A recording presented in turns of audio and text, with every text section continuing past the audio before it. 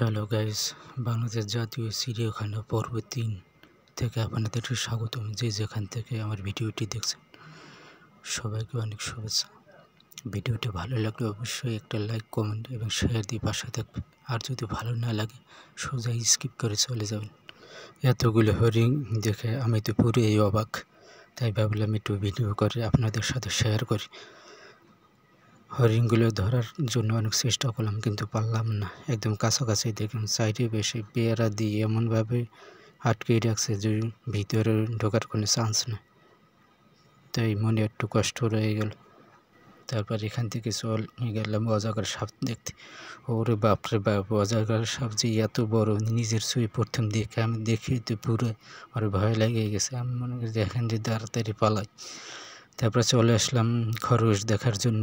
এগুলো সাদা খরগোশ নামে পরিচিত, আপনারা হয়তো দেখলে চিনবেন। তারপর চলে আসলাম ময়ূর দেখার জন্য। এই যে ময়ূর, যে নীল ময়ূর নামে পরিচিত, এই যে পাখনা মেলে দাঁড়িয়ে রয়েছে অনেকগুলো ময়ূর। ময়ূর দেখলে তো অনেক সুন্দর। অনেকগুলো ময়ূর দেখলাম, এবার ঘুরে ঘুরে দেখার চেষ্টা করছি। তারপর এখান থেকে চলে আসলাম জলহস্তি দেখার জন্য।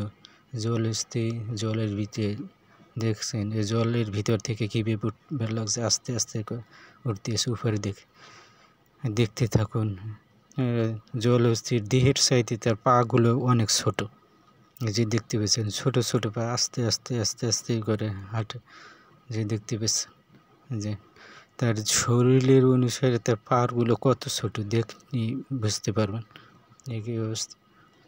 ওদের জীবনে প্রথম দেখলাম জলহস্তি। তারপর এখান থেকে চলে আসলাম কচ্ছপ দেখার জন্য। যে অনেকগুলো কচ্ছপ দেখতেই পাচ্ছেন, কতগুলো কচ্ছপ। সবচাইতে কচ্ছপ জীবিত থাকে বেশি, অনেক বছর ধরে বেঁচে থাকে তারা।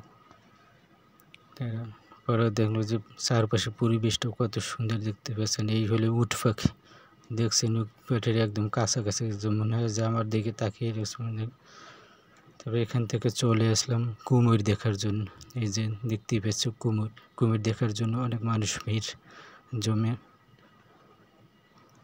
তারপরে শকুন, এই দেখতেই পাচ্ছ শকুনের নাম শুনছেন, দেখবেন কত বড় শকুন। চারপাশে পরিবেশগুলো অনেক সুন্দর, যে এত পরিমাণে কাঁঠালের কোনো শেষ নেই, প্রত্যেকটা গাছ অসংখ্য কাঁঠাল। এই হলো গন্ডার নামে পরিচিত, যে বিশাল দেহের অধিকারী যে গন্ডার। ওরে বাপরে বাপ, গন্ডার দেখে তো পুরাই অবাক। ভিডিওটি সম্পূর্ণ দেখার জন্য সবাইকে অসংখ্য অসংখ্য ধন্যবাদ। ভালো থাকবেন সবাই, খোদা হাফেজ।